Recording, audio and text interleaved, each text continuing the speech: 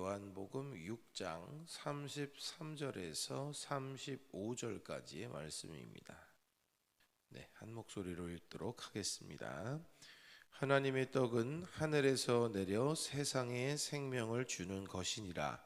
그들이 이르되 주여 이 떡을 항상 우리에게 주소서. 예수께서 이르시되 나는 생명의 떡이니 내게 오는 자는 결코 줄이지 아니할 터이요 나를 믿는 자는 영원히 목마르지 아니하리라. 아멘. 할렐루야. 오늘도 예배로 하루를 시작하는 사랑하는 성도님들의 삶에 하나님의 크신 은혜가 함께 하시기를 주님의 이름으로 축원합니다. 우리는 삶을 살면서 진짜 중요한 게 있는데도 불구하고 진짜로 중요한 것이 무엇인지를 몰라서 그것을 놓치며 살아갈 때가 있습니다. 혹은 중요한 것에 집중하지 못하고 그 곁에 있는 것들에 집중을 할 때도 있죠. 이는 영적인 삶에서도 마찬가지입니다. 영적으로 무엇이 더 중요한지를 우리가 분별하지 못하여 잘못된 일에 집중하거나 인생의 좋은 시간, 그 영적으로 참 좋은 그 시간을 허비하기도 합니다. 이러한 모습은 예수님 당시에 많은 사람들도 예외는 아니었습니다. 어느 날 예수님의 가르침을 듣던 큰 무리의 사람들이 예수님께서 베풀어 주신 엄청난 사건을 경험하게 됩니다. 바로 예수님께서 빵 5개와 물고기 2마리로 수많은 사람의 배를 채우시고도 12바구니가 남는 그 기적을 보이셨기 때문입니다.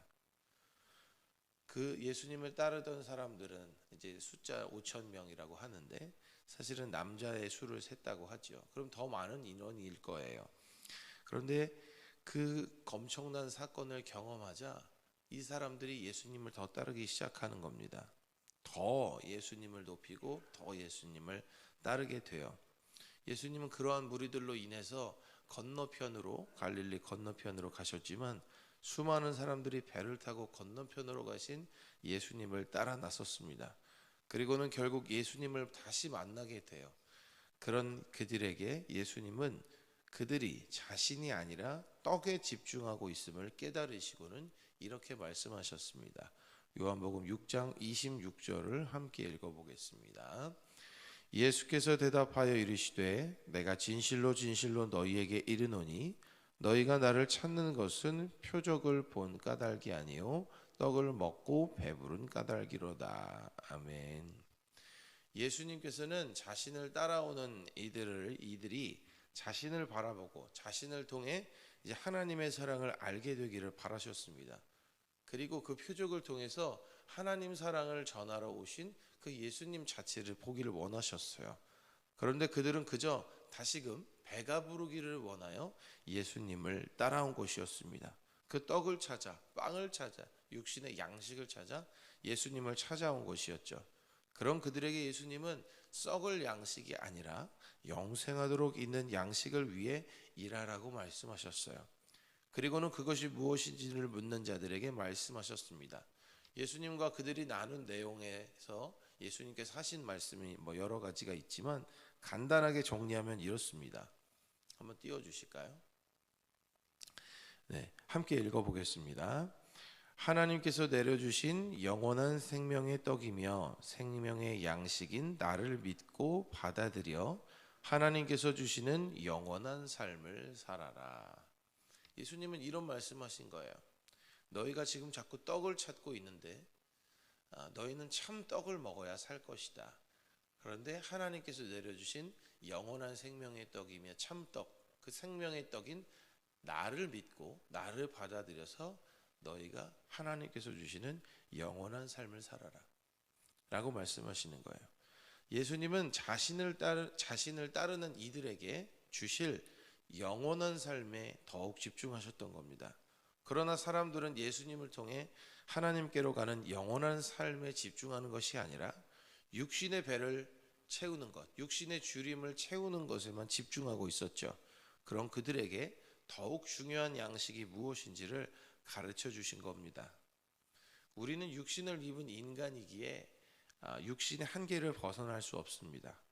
배고픔이라는 것, 그것은 인간이 견디기 어려운 고통 중에 하나이기 때문에 사람들인 우리가 이를 해결하기 위해 노력하는 것은 어쩌면 당연한 겁니다.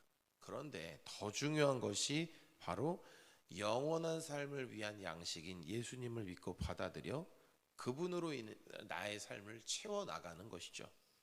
육신의 허기보다 영적인 허기가 더 중요하기 때문입니다. 예수님께서는 오병이어의 이 표적을 통해서 자신을 바라보길 원하셨어요. 표적은 말 그대로 최종 목적이 되는 것을 가리키는 거기 때문에 진짜로 바라보아야 할 것, 그 다음에 진짜로 집중해야 할 것은 예수님께서 보이신 표적이 아니라 예수님입니다.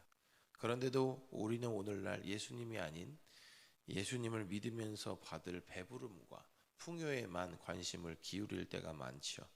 마치 이 당시의 사람들이 예수님께 계속해서 표적을 보여달라고 했던 것처럼, 또 다른 떡을 달라고 했던 것처럼 말이죠. 그래서 우리의 삶도 오히려 예수님은 뒷전일 때가 많은 것 같습니다. 2023년 사순절이 시작이 되었는데요. 이 사순절을 통해 다시 한번 우리의 삶을 위해서 주신 영원한 양식이신 생명의 참떡이신 예수님께 다시 한번 집중하는 우리의 삶이 되기를 소망합니다. 물론 육신의 문제도 있어요.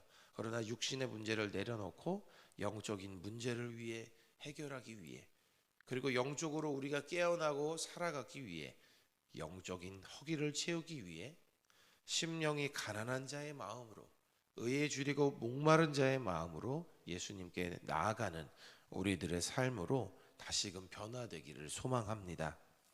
그리하여 우리의 삶이 예수님으로 충만하게 채워지는 아름다운 삶이 되기를, 그렇게 변화되기를 소망하고요. 그렇게 예수님으로 인해 만족하고 예수님으로 인해서 행복한 귀한 삶을 살아가게 되시기를 바랍니다.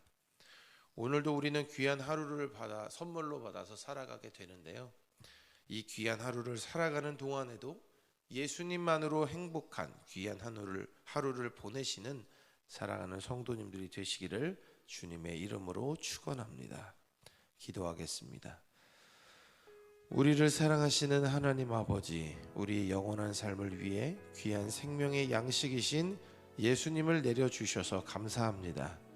우리가 생명의 양식이신 예수님을 받아들이게 하시고 그분으로 인하여 우리의 영원한 삶을 준비하게 하심도 감사합니다.